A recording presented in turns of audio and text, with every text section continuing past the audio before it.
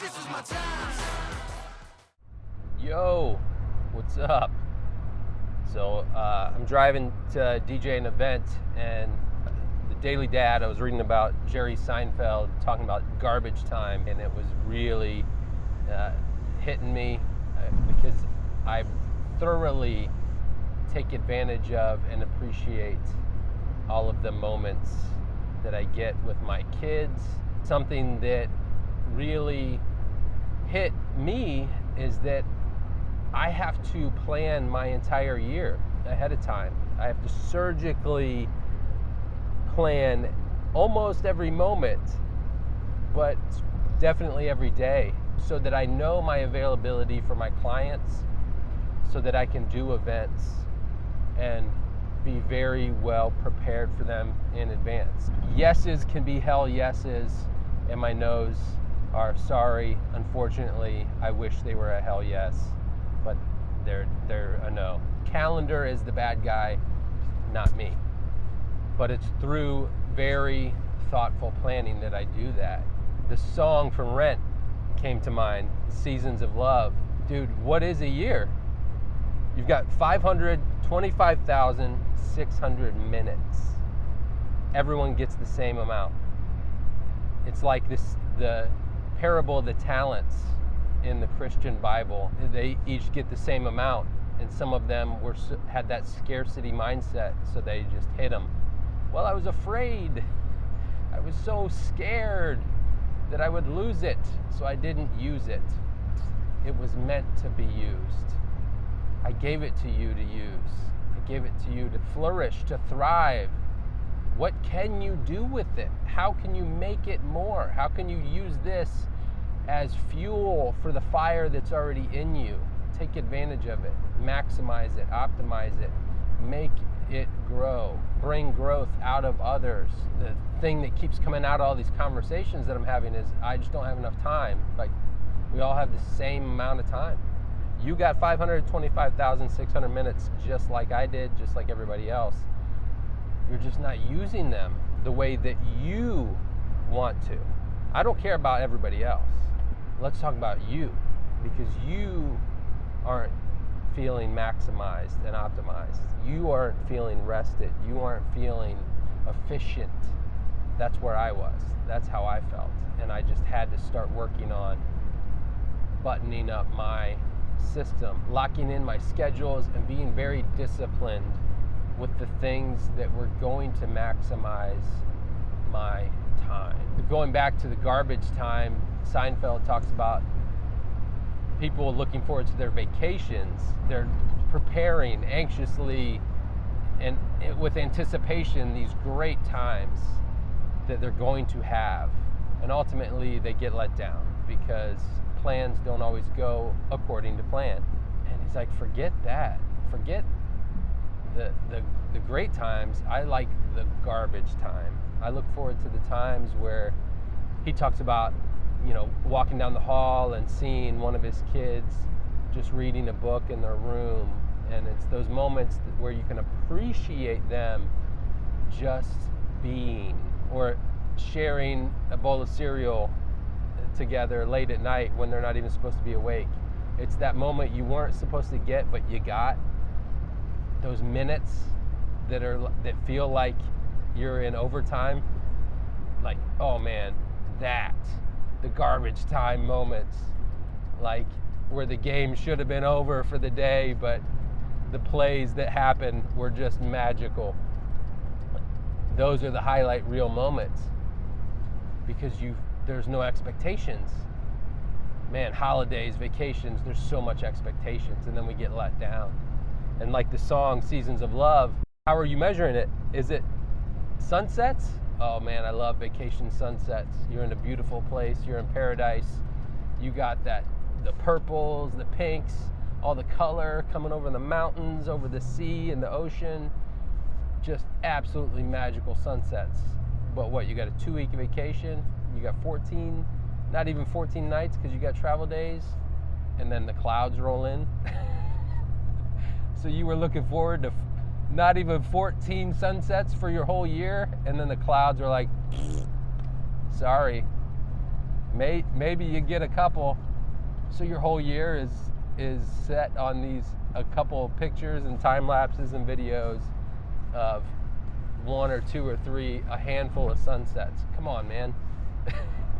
You need more. You need more to drive you, to help you thrive, to help you flourish. Cups of coffee was a good one. I just went through Starbucks on Red Cup Day, and everyone was so angry and upset. And I had such a good conversation with the barista. We're all here. We're all getting the best coffee experience we can get. And we all have the available income to go have someone serve us a highly produced cup of coffee. And this isn't just a cup of black coffee. To get the cup, you have to get the bougie cup of coffee, the super duper holiday flavor cup of coffee. And all of these people were so pissed off that they were waiting in line. And most of them were waiting in line because they ordered food and the food was taking longer. And I'm like, you came for a thing and then you asked for another thing, which takes time to do it right. I'm like, just let them do it right. Do you want it done right or do you want it done fast? I'm like, oh man. So you get it.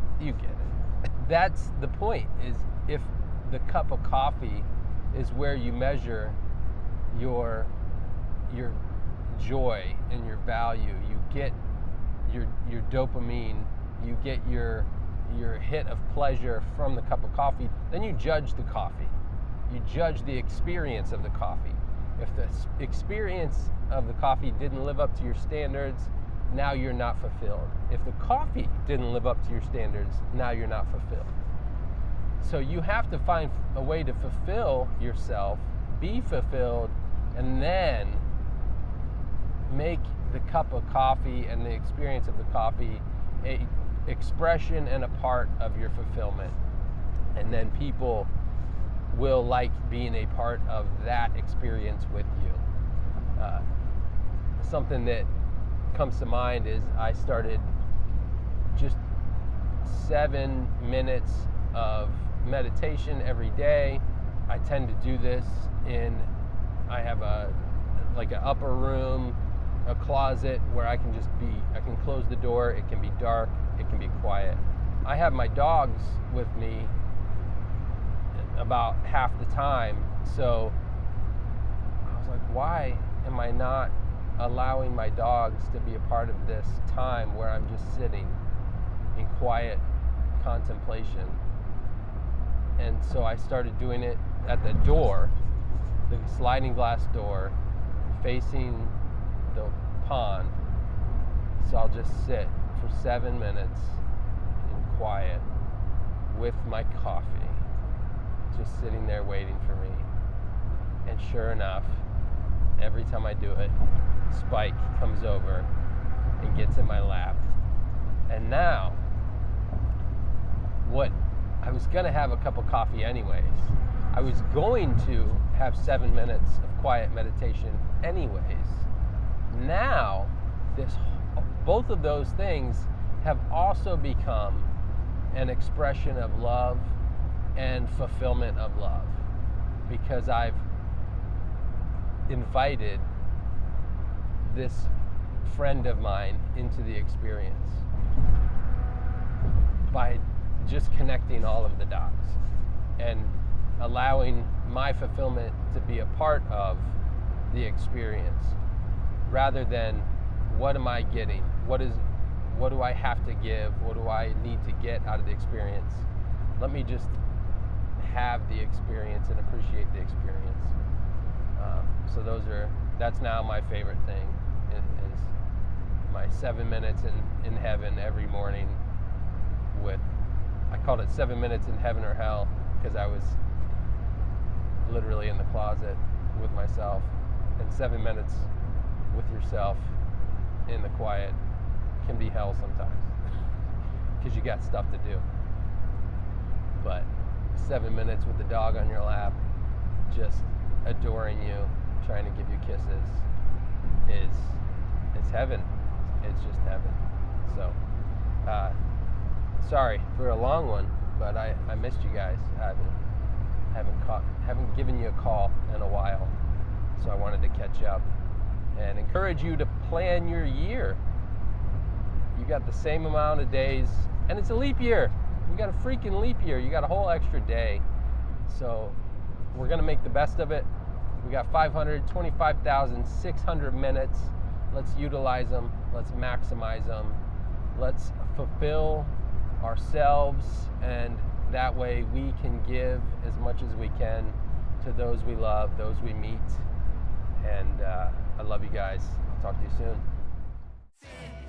9, paid on my dues, waited in line. 8, 7, now it's about time that I take mine. 6, 5, king of the jungle, heart of a lion. 4, 3, 2, 1, watch out, here I come. This is my time.